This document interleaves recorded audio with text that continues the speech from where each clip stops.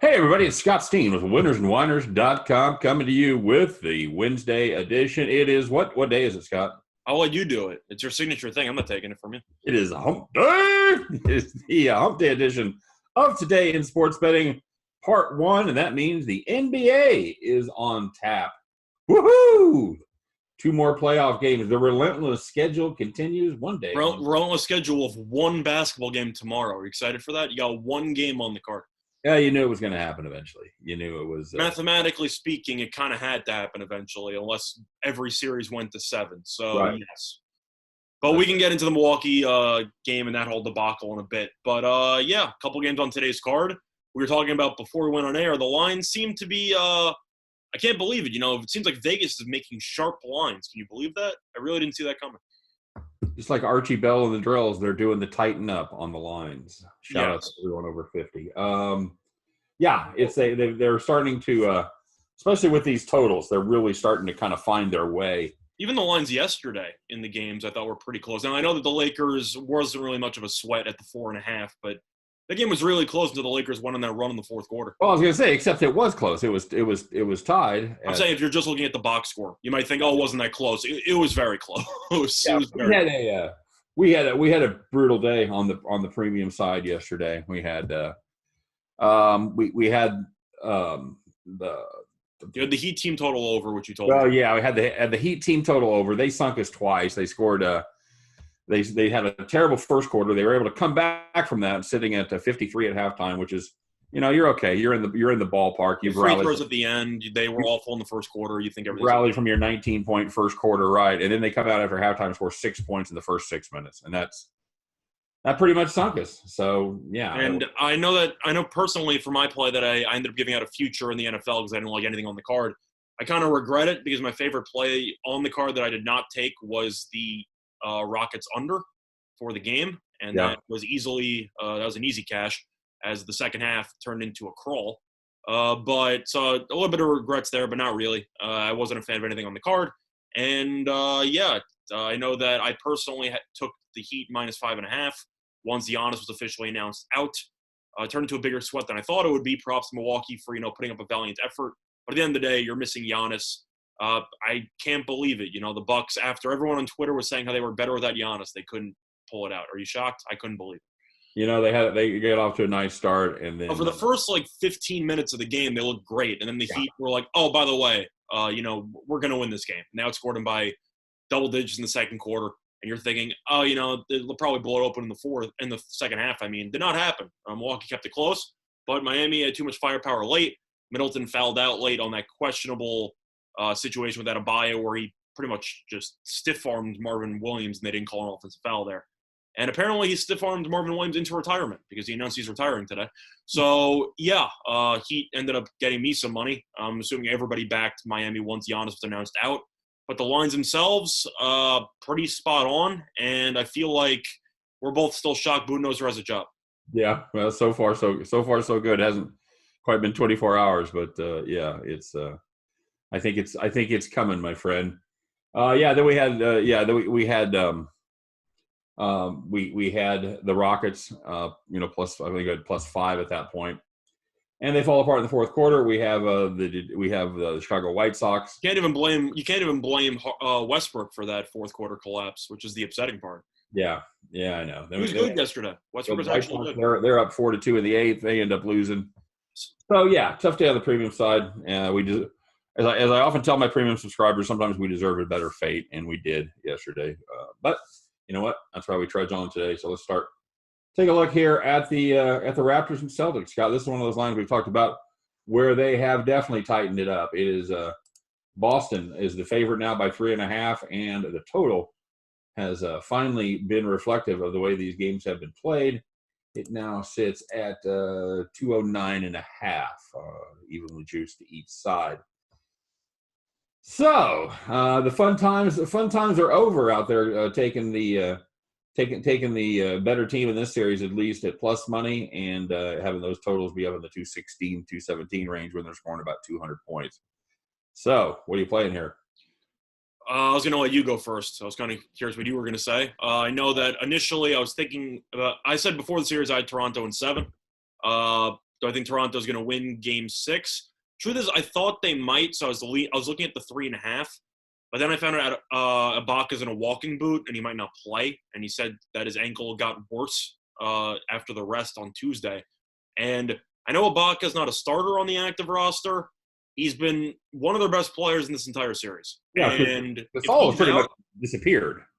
Yes, but if he is out for this game, I think that's a disastrous situation for Toronto. I think that Ibaka defensively, he's had at least one block in each of the last 4 games. Of course, everyone knows for Ibaka, which was his nickname for a couple of years. Very good defensive player.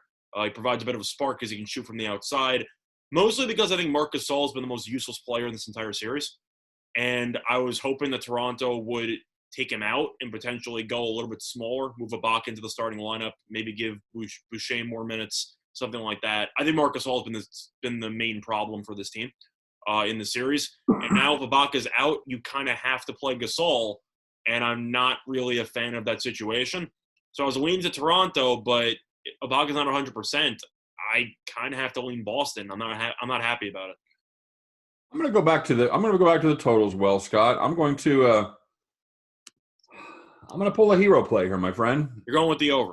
I am going with the over. I think that I think Toronto's going to without Ibaka. I think they're going to run smaller. I think they're going to run faster, and I think they've finally been able to lower this total enough where I'm tempted to jump in the pool and play the over. So, plus, you get the desperation free throw shooting, which we saw at the end of the Bucks game, where the last minute seemed to take about 35. Right. Yeah, absolutely.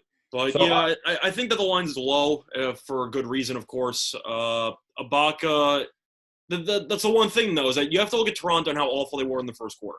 And you have to say to yourself, they were decent for the other 3 quarters offensively. So was the first quarter just an outlier? And it seems like it was.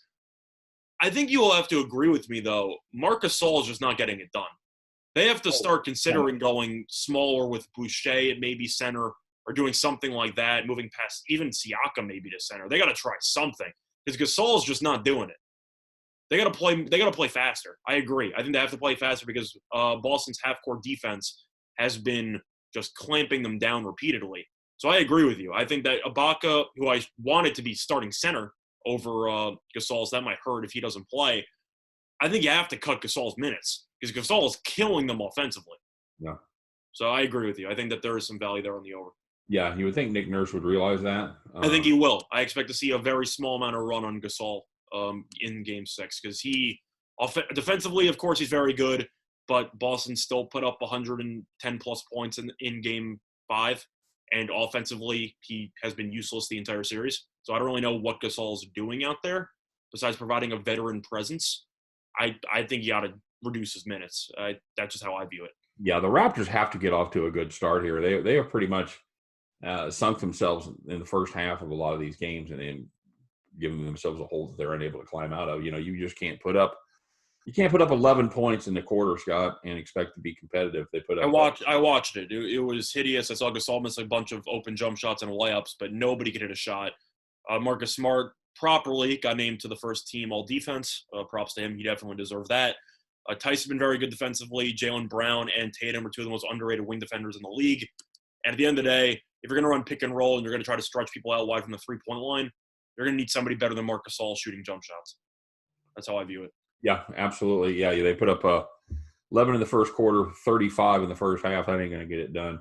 Yeah, but from the other quarter perspective, they put up 20-something plus, 24 plus in the other 3 quarters. So they kind of picked it up a little bit. You don't know how much of that was Boston scrubs not really caring in the second half. Right. It also played a factor, but if Toronto's going to revamp anything, it's got to be at the center position because they're getting no production at all. That's how I view it. Agreed. Yeah. I just can't believe they're just going to go. Having said that, I also don't want to lay 3.5 with Toronto because Toronto's been dead in the series maybe 2 separate times, and they've come back every time. They're down 2-0. People thought they were dead in the water, and they came back and won. I'm not going to write off the defending champions with Nurse. I once again said that this series would be a very close one because of the coaching matchup, and I'm not going to doubt Nick Nurse. So I think that they will follow, I don't want to say our advice because we have no say in the matter, but I expect to see Toronto make some drastic changes to their lineups to try to get a little bit more offensive firepower, and I think that will pay off. You don't picture our show being broadcast over the speakers in the locker room with sitting there with their notepads and their I don't. Having said that, I do like to toot my own horn a little bit and think I provide some decent basketball analysis. And if my main takeaway is Marc Gasol bad in this series. That's my main takeaway. Hot take, buddy. Hot take. All right, so let's take a look at the other game here out west. It's a hard-headed number, Scott. This is the one that they really haven't adjusted too much. They adjusted it from -8 to from -9 to -8. Right. They've been 9-point favorites and now they're 8-point favorites. What are your thoughts on this one? I'll let you go first here. I'm leaning under. I would lean Clippers as well, but the Clippers seem to take naps for various periods of games. They don't have the same intensity for all 48 minutes. They'll sleepwalk through a first quarter. They'll sleepwalk through the start of the second half. And then fourth quarter comes around. Oh, we're supposed to try now? Cool. Let me just hold Denver to 19 points in the fourth quarter. It seems like they could easily win every game by 20 in this series if they actually just had the same intensity for the entire game, but they don't. They just have serious lulls within the 48 minutes, which has me concerned about the spread. I still lean to the Clippers. I have to lean under because every single game in this series has gone under, and it's at 220.5. I know that the game 3 ended up having exactly 220, so it was really a nail-biter victory there based on the number. But you also had Jokic go for 30-plus. Michael Porter came out once again, woke up, and he was great. Paul George had 34. So you had a lot of stuff that had to go right for the Clippers and the Nuggets offensively, and yet they still couldn't break 220, or 221, I should say. I got to lean under because I still think this total is too high based on what we've seen from the first 3 games. Yeah, I'm with you there. I'm going to go ahead and it's really tough. I would lean Clippers on the under, but if I had to lean one play, I'd have to lean to the under over everything else. I'm going to play the Clippers one more time here. Okay. I think they go up. I think they want to take a commanding lead. They don't want to have this series tied at 2-2. I think they want to win and get out of here. I think they maybe they keep the intensity up for 2 quarters in this game, and it might be enough anyway. Able to cover the spread. So that's what I'm saying. The thing that I'm keeping in mind with the Clippers is that I'm waiting to see how this plays out because I seriously think that if the Nuggets go down 3-1 again, I think it's over. I think the Nuggets, I know that they came back, and you could say Malone's might say, we did it once, we're going to do it. No, they're going to throw in the towel. I think it's done if they lose this game. I think they're going to give it everything they have. I think Denver knows that they basically need to win this game in order to make it a series. I don't buy into the must-win angle, so I think the Clippers will win anyway. But I expect Denver to throw everything but the kitchen sink at the Clippers. Will it be enough? Probably not. But I think that there's a decent chance they cover and probably lose, in my opinion. All right, good enough. There you go. Could Murray have been worse than he was in Game 3? If he can't, I don't want to see it. Would he go 5 for 17? That sounds right. He was terrible. So the fact that he was terrible and Denver still covered, and Porter Jr. finally woke up. I don't know if he's going to be able to do that again for a second game or if that was a one-off. But Denver has some pieces to make this game close, and the Clippers, I think, realize at some point in every single game, oh, we're better than this team. And then the other team immediately goes on like a 9-0 run. It seems like it happens every single game. Yeah, it's all of a sudden Denver looks up and they realize that they have a shot to win it, and then they fall apart. But the issue is that the Clippers get themselves in such a deep hole that 8 points is a little bit too much to overcome. So and they're just the Nuggets really aren't utilizing much off their bench at all. Porter Jr. was their main bench guy in the last game, and he's been very inconsistent. So you don't have to rely on him. But I said that going into the series, I thought that Denver had no depth, and I thought the Clippers would kill them. And Clippers are up 2-1. I originally had Clippers in 5, and I'm still sticking with Clippers in 5. But I have to assume that mentally, I don't know if you believe in a younger team dwelling on the past, especially if they come back from 3-1, but they blew that game in the fourth quarter in Game 3. Mm-hmm. They completely fell apart in that game. Porter Jr. had that one poster dunk against Harrell, and then I don't think they did anything for the last 4 minutes. They got torched after that poster dunk. Yeah, they were dreadful, and they. But everyone's talking about it. It's like, I get it was a great dunk. I watched it live. It was a ridiculous dunk. I saw it coming because it was a late rotation. But after that moment, I can't remember one thing the Nuggets did offensively besides Jokic hitting a 3-pointer to cover the spread. I don't remember anything they did for the next 3 minutes. They did nothing. And the Clippers were going up and down. Lou Williams, Kawhi, Paul George, they were all great. Clippers couldn't stop. Clippers couldn't stop scoring, and the Nuggets couldn't score. And that's kind of the end of the game. But yeah, I don't think too much time. And I'm leaning under. Okay. That's my main lean. This game's gone under every time. Denver, I don't think, has enough weapons, and the Clippers defensively, wow, they're good. When they want to be good, they are so ridiculously good. That's the problem. That's why I can't take them on the spread, at least in this spot at 8. Because I feel like they're going to go up, and they're going to go like, oh, on to game 5. And it's like, no, you still have to worry about this game. And that's an issue I have. All right. Give me the desperate team to keep it close here. I still think the Clippers win, but give me the I'll take the Nuggets plus the 8. I thought you just said you like the Clippers. I flipped you? You said give me the Clippers one more time. I'm guessing I flipped you? Oh, yeah. No, I'm sorry. Yeah, I misspoke. You lost me. Yeah, I know. I'm just looking at this again. I've just been going through this. That's what I'm talking about. I know that we're not giving you definitive leans, so we apologize if you're listening, but these lines are really on point. It's just the way it is. Yeah. I have flipped. I was I think the Nuggets throw everything at them. I think that that's what I'm making the argument with. Able to keep it at least close enough. So yeah. Give me the Nuggets plus 8. I may regret it in the morning, but certainly made bad decisions before. So. I'm leaning under because until I see a game go over, I'm going to keep leaning under. Fair enough. All right, guys, that's it. Such as it is, good. Shout out to the oddsmakers today. Good lines. That's shout out to the people getting paid to take people's money. Shout out to them. Doing a good job. They've done it. No, nice the lines are really sharp. It's what it is. You shouldn't be surprised because as you have less and less games on the card, the less options you have to find value in the sportsbook. That's just math. So I'm not surprised that with 2 games left, you don't really find much available in the basketball card for a given day. Plus, with a no home court advantage, there's really not many different variables that you can factor into a line. So the line's the same almost every time because the conditions are the exact same every time. So, yeah, hopefully everything works out in the NBA for all of you, but it's a pretty tough card, so just keep that in mind. There you go. All right, guys. So that's it for the NBA portion of our show today. On Today in Sports Betting, of course, we want to know what you're playing. Let us know. Let us know what we got right. Let us know what we got wrong. As always, let us know before game time because that's what makes it fun.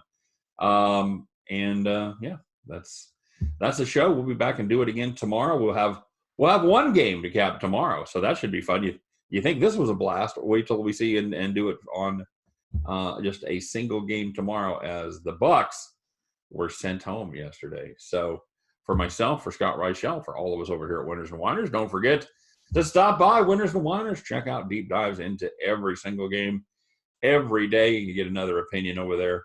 And, some of the best handicappers in the world writing articles every single day. So check that out as well.